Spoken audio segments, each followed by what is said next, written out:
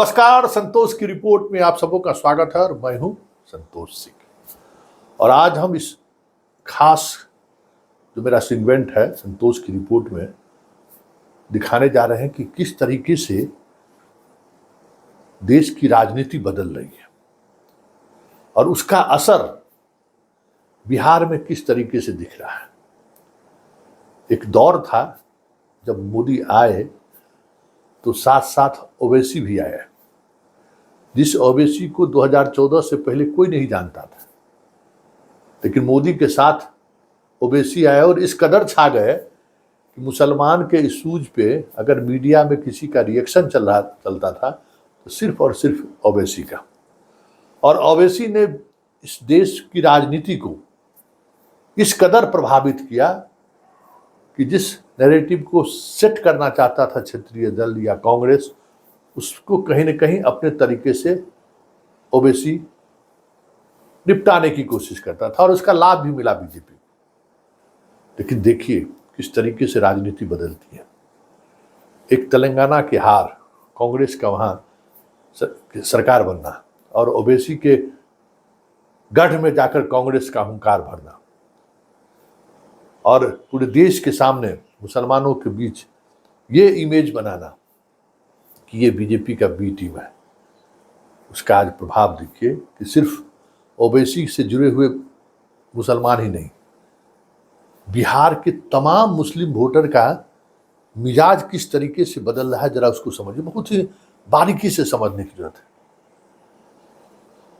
ओवैसी की पार्टी के जो अध्यक्ष हैं, बिहार के विधायक हैं, जनाब 20 सीट पर लड़ने की घोषणा कर दिए थे और हालात ये है कि किशनगंज से बाहर निकलने की ताकत अब उनके पास नहीं है, क्योंकि जिस तरीके से मुसलमानों की तरफ से लगातार संदेश उन तक पहुंचना शुरू हुआ, उसका असर देखिए कि वो पूर्णिया में भी अपने उम्मीदवार को वापस ले लिया, कटिहार में भी अपने उम्मीदवार को वापस ले लिया।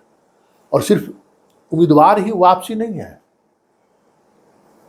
पूर्णिया के जो अल्पसंख्यक सेल के आरजेडी के जो जिला अध्यक्ष हैं और पूरे जिले के जितने अल्पसंख्यक प्रखंड अध्यक्ष हैं, उन्होंने एक साथ पप्पू यादव के समर्थन की घोषणा कर दी। ये बदलाव सहज नहीं है, ये कहीं न कहीं ये चीजें चल रही हैं कि कटिहार और पूर्णिया में अगर ओवैसी के अपना उम्मीदवार वापस ले रहा है, पूर्णिया का मुसलमान जो आरजेडी के साथ जुड़ा हुआ मुस्लिम नेता पप्पू यादव के समर्थन में उतर जा रहा है, मतलब चीजें किस तरीके से बदल रही है, जरा उसको समझने की जरूरत है। बात सिर्फ इतना ही नहीं है। भागलपुर की अगर हम बात करें तो भागलपुर में पहली बार मुसलमान, मतलब आरजेडी के साथ जो दौर था वो दौर छोड़ दीजिए, शाहनवाज को भी वहां लोगों ने जिताया है। पहली बार कांग्रेस उम्मीदवार के साथ इतनी सहजता के साथ गांव गांव से लोग बाहर निकल रहे हैं, जिसकी कल्पना शायद आपने नहीं की होगी। और बिना किसी हो हंगामे के जिस तरीके से उसके नॉमिनेशन में लोग पहुंचे, स्वयं बिना किसी इंफॉर्मेशन के, भागलपुर की हम बात कर रहे हैं। और ये असर वहीं नहीं दिख रहा है। सिवान में हिना साहब के साथ सवर्ण पूरी तौर पर खड़ा है, जो हिना साहब के खिलाफ लड़ाई लड़ रहे थे। आज हालात ये है कि पूरा सवर्ण उनके साथ खड़ा है। ये बदलाव आप साधारण बदलाव नहीं है, ये चेंज आपको जो दिख रहा है वो मतलब एक अलग तरीके की राजनीति दिख रही है। राष्ट्रवाद, हिंदू मुसलमान, भारत पाकिस्तान कुछ नहीं दिख रहा है इन इलाकों में। और सिर्फ इन्हीं इलाकों में नहीं दिख रहा है, पूरे बिहार की अगर हम बात करें तो पूरे बिहार में इस बार कोई नेशनल नैरेटिव पर चुनाव नहीं हो रहा है। वो उसी राजनीति की तरफ पूरा प्रदेश बढ़ रहा है जो यहाँ की एक नैरेटिव रहा है। कौन कहाँ किस सीट पर कैसे लड़ रहा है, कौन कहाँ किसको कितना रिप्रेजेंटेशन दिया है, उसी बात पर वोटिंग हो रही है। कोई राम नहीं, कोई श्याम नहीं, कोई रहमत नहीं, कोई फराहा नहीं, बस हम पुराने उस कॉम्बिनेशन के आधार पर हम वोटिंग करना है। और वो जो वोटिंग का ट्रेंड है, मतलब वोटिंग का ट्रेंड मतलब क्या, जो जो चीज़ें आ रही हैं वो ये दिखा रही हैं कि जात के नाम पर जिस तरीके की पॉलिटिक्स हुई बिहार में, फिर धर्म के नाम पर जिस तरीके की राजनीति करने की कोशिश हुई, उन दोनों से इतर एक अलग तरीके की राजनीति बिहार में बढ़ रही है।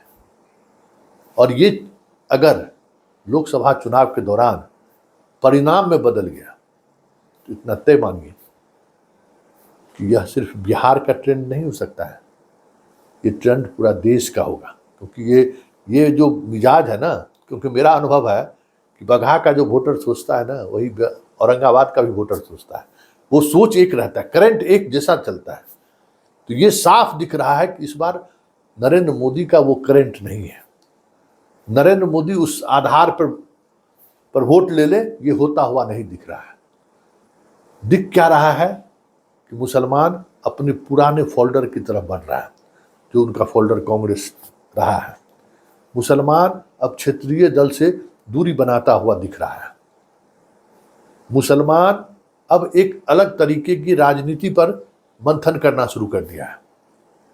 सवर्ण फिर अपने पुराने फोल्डर की तरफ, जहां कहीं भी इस बार उन्हें मौका मिला है, लौटने की कोशिश कर रहा है।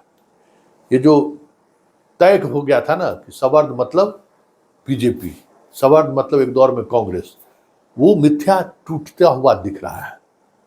देखिए क्या होता है आगे आगे, लेकिन इतना तय है कि इस चुनाव में सवर्ण और मुसलमान दोनों जिस वोटिंग ट्रेंड के साथ अपने आप को जोड़ रहा है, तय मानिए कि खेला होगा।